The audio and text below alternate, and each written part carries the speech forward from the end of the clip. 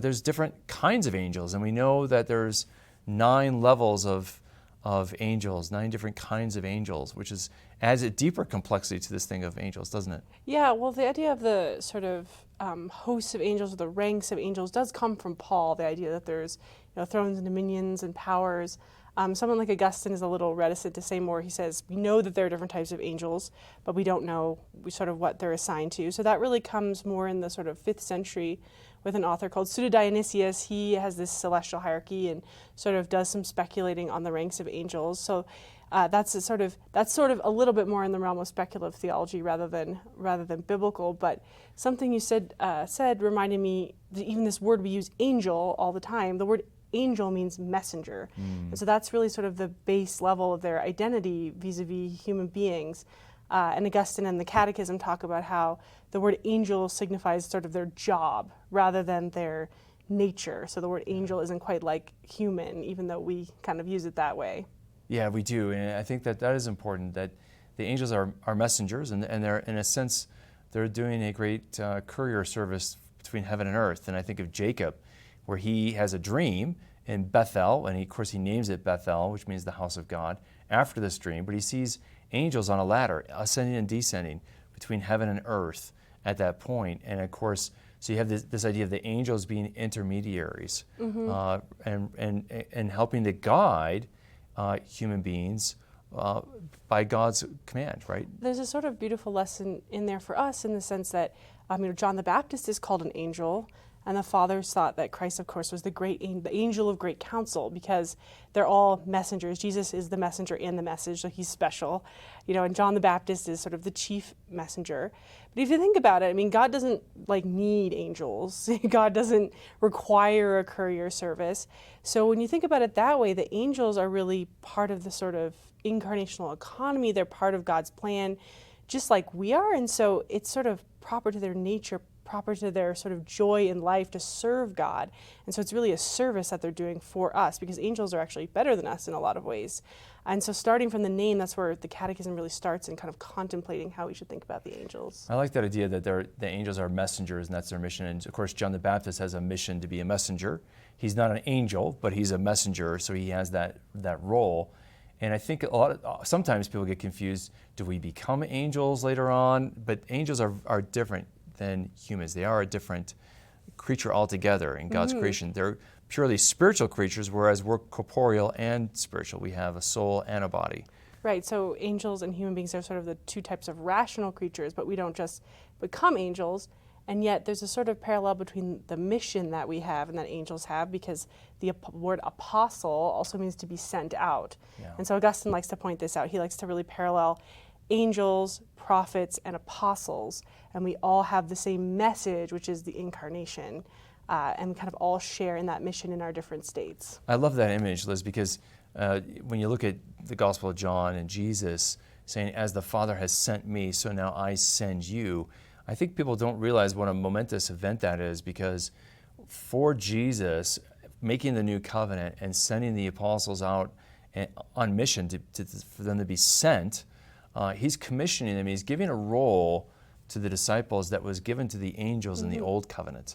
So the angels were the ones sent by God to be the heralds of the covenant, of the old covenant. But now we participate in the very vocation of the angels in that sense, in the new covenant. And there's sort of this beautiful, grand view of salvation history where we see this idea of us cooperating with the plan of God, us being messengers of the incarnation. That was always part of the plan, right? We were always meant to sort of rise to that occasion, so to speak, even though the angels were the primary ones doing in the Old Testament. I like to think of the incarnation as sort of like the big day for the angels, because if we think of them as messengers and their message is Christ, they're called Christ's angels in the Gospel of Matthew. And so they've been preparing for this moment. And so at the Nativity, you have this huge flurry of angelic activity. Often in the Old Testament, it's sort of like one angel showing up, but to see the hosts of heaven on the night of Christmas, and to have all these angels coming to shepherds, angels coming to Joseph in a dream, angels at the Annunciation, all of a sudden it's like all of these angels. Wow. And so I like to think about, this is their big day, just like it's sort of the big day for humanity. Well, and it shows, just reflecting on what you're saying, it hits me that I don't think I've ever really realized. I mean, I know there's a lot of angelic activity then, but I never just thought about it as it is the hosts of heaven sing, and you get the Gloria that we sing and with the angels, and this idea that you have this huge concentration of angelic hosts present with all this angelic activity, it shows you what a big day the Incarnation is. It's a momentous event in salvation history. Yeah, I'm not sure there's another instance, well, you're the Bible scholar, of the hosts of heaven appearing to somebody. Yeah, the only time that you have anything close to that would be in Daniel 7, where he's given a vision of the Ancient of Days enthroned in heaven, and myriads of angels are serving him. And there's fire and wheels of fire and all that. And then one like a Son of Man is presented before the Ancient of Days. And of course, that will be fulfilled in Jesus. That's why Jesus is going to call himself the Son of Man repeatedly. And because he is that Son of Man who is presented before the Ancient of Days, who inherits a kingdom that will last forever, and all dominion and authority in heaven and on earth. And of course, we see that fulfilled, interesting enough, in the book of Revelation, in Revelation chapter 5, where Jesus sits enthroned. And we have the 24 elders, and we have the 4 living creatures that are 4 powerful angels, and you have myriads of angels again. But if I think of it, you have kind of Daniel foretelling it. You have that fulfilled in the book of Revelation, but then you have that event in the middle, which is Jesus' incarnation and his birth. Yeah, and you've touched on another point too that's sort of comes out whenever you start talking about angels, you immediately start talking about the liturgy. So if it's sort of the angels' job, their message is the incarnation, that's sort of made public when Jesus is born, it's also the angelic worship that you see hinted at, and you see that in the Old Testament we get hints of what this angelic worship is, but that's really disclosed at the Incarnation, and that's really what we participate in. So I've heard biblical scholars speak of, in the Old Testament you have kind of a reflection or a mirroring of angelic worship, and then with Christ we become participants in the angelic worship. And this is very evident in the liturgy, of course, the Gloria being a song of the angels, and then at the high point of the Mass you have the Sanctus, right, the song of the angels, where we are participating in the heavenly liturgy. I love that idea of the liturgy. I'm so glad you brought that out, because this angelic worship, and it's not that we worship angels, it's the angels worshiping God, just so everybody's clear about that. But the angels do lead us, and they teach Israel how to worship. So I think of Isaiah 6, which is the seraphim. So here we get it, the highest of the angels, singing, "Holy, holy, holy is the Lord God of hosts." And in Hebrew, you don't have superlatives in the language, and so if you want to say something that is absolute or most, you repeat it. So if you want to say something that's very good, you say tov, tov.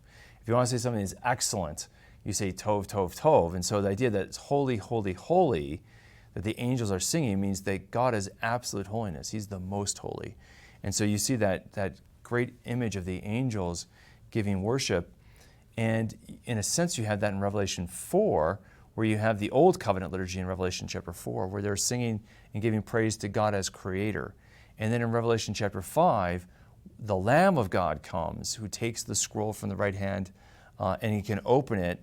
And now we have the liturgy of the redemption, right? The liturgy of what Jesus does. But it reminded me of what you were talking about with the angels and liturgy. It reminds me of one of the roles of angels, which is really powerful, and there's lots of elements to this that we could talk about. But in Revelation chapter 8, when the Lamb opened the 7th seal, there's silence in heaven for about half an hour. I guess that's remarkable. I guess heaven's not a very quiet place. And then, the 7 angels who stand before God, and 7 trumpets were given to them. And another angel came and stood at the altar with a golden censer, and he was given much incense to offer with the prayers of all the saints on the golden altar before the throne. And the smoke of the incense with the prayers of the saints rose before God from the hand of the angel. And so the angel takes the censer, and so in a sense, this angel who's got this incenser, the smoke going up represents the prayers of all the saints on earth rising before God, and the angel is presenting the prayers of those on earth before God and to God in his throne. So they're intercessors for us. Right, so their messaging function goes two ways, right? They bring messages from God to us, but they also sort of present our offering, present our messages to God. And in even early versions of Eucharistic prayers, you have the idea that the angel is the one who sort of presents the Eucharistic sacrifice to God, that the angel brings it on high. So it's like a divine Twitter. The angels are kind of bringing our petitions to God.